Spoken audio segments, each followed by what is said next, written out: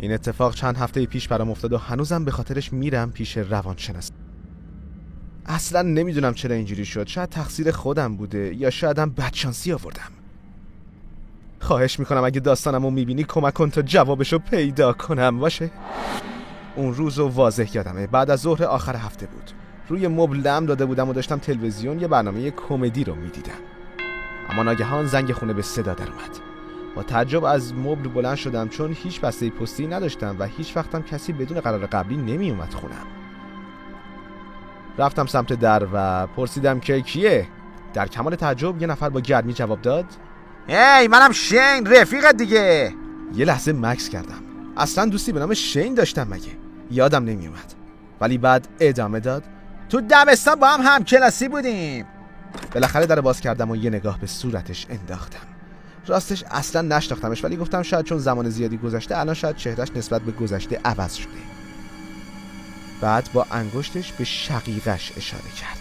یه جای زخم بزرگ و زشت اونجا بود. بعد گفت: ببینم تو منو یادت نمیاد وقتی تو دبستان بودیم با مداد محکم زدی اینجام؟ خیلی درد گرفت ولی حتی ازم معذرتم نخواستی. خیلی بیشور بودی نه؟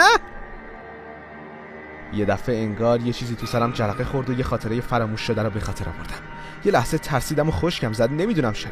شاید به خاطر عذاب وجدان یا از شدت شوک زیاد بود. با صدای لرزون و کمی خنده بهش گفتم: ولی اون موقع یکم فقط ازت خون اومده. چرا اینقدر جای زخمت بزرگ شده؟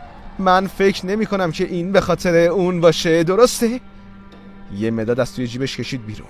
کهنه و قدیمی بود. فهمیدم که احتمالاً همون مدادیه که باهاش زدم تو سرش. چند لحظه به مداد نگاه کرد و بعد اشکاشو پاک کرد و بعدش هم گفت: تو اصلا نمیدونی اون موقع من چه دردی کشیدم، ولی به خودم قول دادم هیچ وقت اون درد رو فراموش نکنم، چون باید انتقاممو ازت میگرفتم. میترسیدم اگه دردمو فراموش کنم دیگه میلمو واسه انتقام از دست بدم. برای همین هر وقت دردم درست یادم نمیومد با مداد میزدم تو شقیقم تا بازم بتونم حسش کنم. واسه همینم یه جای زخم گنده دارم. همینجوری که به چشمام زل زده بود با مداد زد توی شقیقش.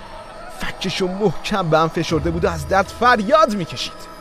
بعد مداد خونی رو گرفت جلوی صورتم و گفت: همیشه همون درده، ولی هیچ وقت نمیتونم بهش عادت کنم چون همیشه دردناکه. خب دیگه نوبت توه تا حسش کنی. من تا حالا تو این 15 سال 180 بار زدم تو شقیقم، تو هم حالا باید 180 بار ازم ضربه بخوری. فهمیدی چی میگم؟ چشماش از خشم و انتقام پر شده بود. مدادو گرفت بالا و به شقیقم خیره شد. انگار داشت مدادو نشونه میگرفت. سعی کردم سریع درو ببندم ولی اومد نزدیکم و بازومو گرفت. منم دستشو گرفتم و کشیدمش عقب و هلش دادم، ولی اون منو کشوند پایین و افتادیم رو زمین و با هم دیگه بعد از اون حسابی دعوا کردیم. خوشبختانه نشستم روش و چند تا مشت زدم توی شقیقش. از درد داد میزد و ناله میکرد. دستشو از پشت گرفتم، بعد داد زدم و از همسایه‌ها کمک خواستم. خوشبختانه همسایه‌ها به پلیس زنگ زدن، ولی شین همینجور سرم داد و بیداد میکرد. بهتره زودتر بدهیتو صاف کنی. هرچی بیشتر بگذره تعداد ضرباته که بیشتر میشه. بدهیت هیچ وقت پاک نمیشه، سودش هم هر روز جمع میشه. کمی بعد پلیس رسید و دستگیرش کرد. بعد از اون روز ناچار به یه شهر دیگه رفتم. هرچند هنوزم هر روز توی ترس زندگی میکنم. ترس این که یه بار دیگه سر و کلش پیدا بشه. گاهی فکر میکردم که برم پیداش کنم و ازش معذرت بخوام. دوست دارم به ترسم خاتمه بدم و با آرامش زندگی کنم. ولی وقتی یادم به جای زخم وحشتناکش و اصرارش به تسویه حساب میفته، میگم بهتره دیگه هرگز نبینمش.